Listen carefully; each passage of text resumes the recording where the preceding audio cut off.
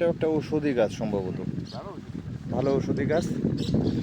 এ গাছের অনেক উপকার আছে। এক সময় গ্রামগঞ্জের বিভিন্ন জায়গায় দেখা গেলেও এখন অনেকটাই প্রায় বিলুপ্তের পথে বলা চলে। কি গাছ আসলে এটা, এর নামটা মনে পড়তেছে না। মানে পেটে স্টেশন মুরগি স্টেশন। হুম, আকন্দ। না এখন তো না।